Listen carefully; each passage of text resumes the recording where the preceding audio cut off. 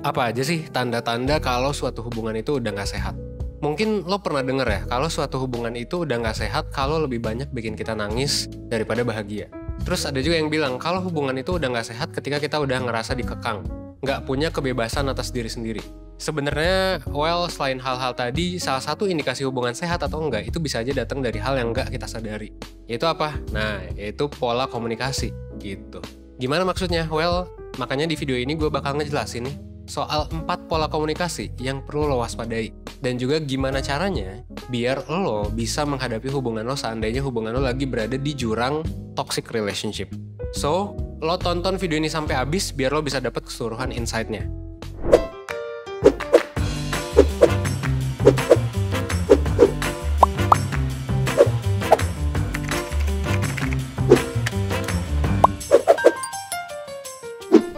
Oke, gue mau ngenalin lo dulu nih sama yang namanya metafora The Four Horsemen atau 4 racun dalam tanda kutip ya dalam hubungan yang dibikin sama peneliti psikologi dan pakar hubungan pernikahan gitu, namanya Gottman. Nah, menurut penelitiannya ada 4 pola komunikasi yang nggak sehat dalam hubungan. Apa aja tuh? Yang pertama ada criticism. Criticism yang dimaksud di sini beda sama ngasih kritik atau masukan ya. Di sini criticism itu bisa dibilang lebih kayak serangan terhadap pribadi seseorang, bukan kritik atau feedback gitu terhadap masalah yang spesifik. Contohnya misal si Bambang dan Ani janjian nih buat nonton film, ternyata si Ani datang telat, tapi nggak ngabarin gitu, nggak ngabarin si Bambang. Kalau misalnya hubungannya sehat, pola komunikasinya bagus, si Bambang bakal nyampein komplain ke Ani yang spesifik kalau misalnya dia kesel soal masalah itu. Misal dia bakal bilang kalau gue tuh khawatir atau gue tuh kesel ketika tadi lo gak dateng-dateng, nanti kabarin ya, gitu kan. Simple gitu kan. Tapi kalau hubungannya gak sehat, si Bambang ya bakal ngekritik pribadinya si Ani dan bilang kalau dia itu egois, lo egois gitu, gak pernah mikirin gue dan gak ngerti kalau ya misalnya Bambang itu khawatir, misalnya. Nah, kritisisme ini kalau dibiarin terus-terusan juga bisa memicu munculnya racun yang kedua gitu, yaitu apa? Contempt. Contempt itu adalah bentuk ekstrim dari kritisisme. Jadi berbeda sama kritisisme yang sifatnya nyerang pribadi, si contempt ini sifatnya udah mempermalukan orang lain. Misalnya, si Ani minta tolong Bambang buat ngebantu dia ngerjain tugasnya gitu. Si Bambang gak mau gitu kan karena ngerasa itu tanggung jawabnya Ani. Tapi bukannya nolak baik-baik, si Bambang malah bilang ke Ani, lo manja banget sih gitu aja minta tolong. Gue aja bla bla bla gitu. Gue aja seminggu kemarin bisa gitu kan ngerjain tugas-tugas sendiri. Nah, contempt ini sebenarnya bahaya banget karena menurut Gottman ini jadi faktor yang paling bisa memprediksi perceraian di pasangan yang udah menikah. Selain contempt, ada juga racun lain yang namanya defensiveness. Defensiveness ini adalah pola komunikasi di mana seseorang selalu nyari alasan dan membela diri atas kesalahan yang dia lakuin. Bahkan seseorang yang defensif bisa juga berusaha memutarbalikkan keadaan dan nyalahin orang lain.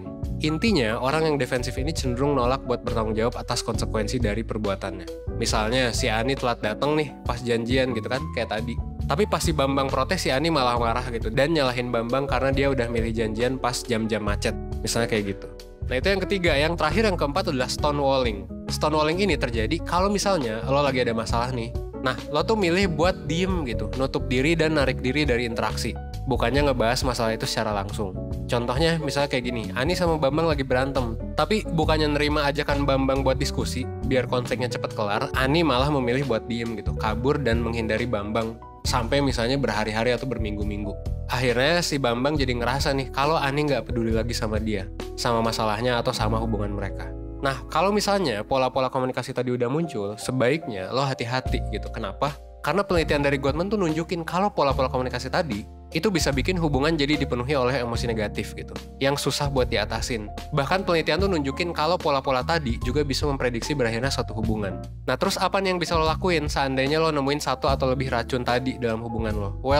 Sebenarnya keempat tadi punya penawaran masing-masing yang cukup simpel tapi sering terlupakan gitu. Pertama, lo bisa coba buat mengatasi kritisisme dengan mengubah kritik yang sifatnya nyerang jadi komplain yang terfokus sama perilakunya.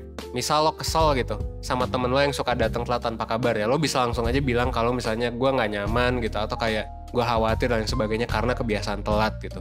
Kita nggak ngatain dia egois gitu ya, kita nggak ngatain bahwa dia tuh goblok bodoh gitu ya, tapi ya kita nge-state perasaan kita bahwa gue sebenarnya kurang nyaman gitu. Dan biar lebih ngena efeknya, lo bisa pakai metode assert gitu.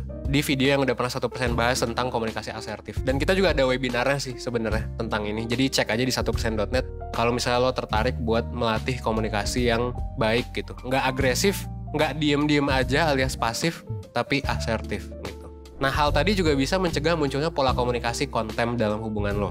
Untuk menghindari konten, lo juga bisa mulai membiasakan diri buat saling apresiasi hal-hal kecil gitu. Biar apa? Biar menumbuhkan rasa saling menghargai di antara kalian gitu ya.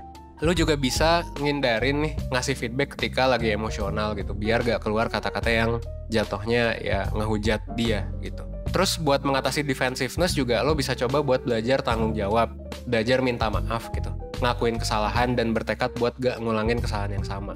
Bahkan meskipun kesalahan lo tuh cuman sebagian dari misalnya keseluruhan, atau bahkan lo misalnya salahnya cuman sedikit ya gak apa-apa gitu, minta maaf aja.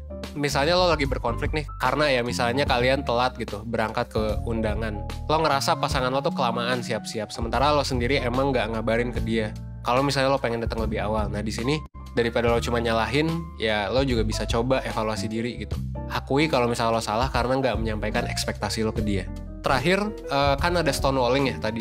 Nah, untuk mengatasi ini lo juga bisa coba untuk ambil waktu buat tenangin diri ketika lagi berkonflik gitu. Stonewalling itu biasanya ketika kita kewalahan gitu kan sama segala emosinya. Nah, buat mencegah itu lo bisa coba buat ambil waktu duduk gitu kan untuk nenangin diri sebelum lo siap ngebahas masalah yang tadi. Kalau untuk yang beragama Islam ya bisa wudhu dulu, bisa cuci muka dulu gitu ya. Bisa menenangkan diri dengan minum air gitu, dan lain sebagainya gitu. Dan sebelumnya lo juga bisa ngomong dulu kalau misalnya lo butuh waktu buat nenangin diri dan bakal balik lagi ketika lo udah tenang gitu sama konfliknya gitu sih.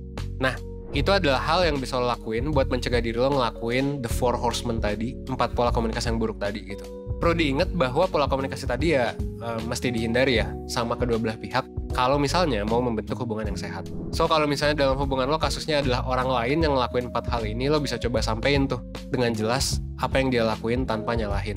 Atau bisa juga dengan sesimpel ya share aja video ini ke dia gitu. Jadi gitu ya. Itu adalah beberapa hal kecil yang ternyata bisa bikin suatu hubungan jadi toksik gitu. Kesannya memang sepele sehari-hari gitu kan. Tapi masih banyak juga dilakuin sama orang-orang, mungkin termasuk kita. Tapi sebenarnya hal ini bisa dipahami mengingat ya dari kecil kita nggak pernah diajarin gitu kan. Di sekolah kita nggak pernah diajarin tentang hal ini. Di rumah mungkin orang tua nggak pernah ngebahas juga gitu.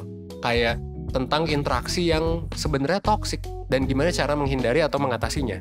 Nah akhirnya banyak dari kita yang nggak sadar kalau kita lagi ada di hubungan yang toksik gitu. Kalaupun sadar ya bingung juga gimana ngatasinnya. Jadinya terjebak gitu.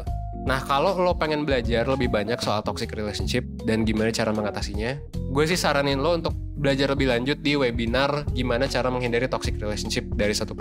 Jadi ini bakalan diadain dalam waktu dekat. Di webinar ini lo bakal dibantu buat memahami lebih lanjut soal apa itu toxic relationship, ciri-cirinya sampai gimana cara mengatasinya.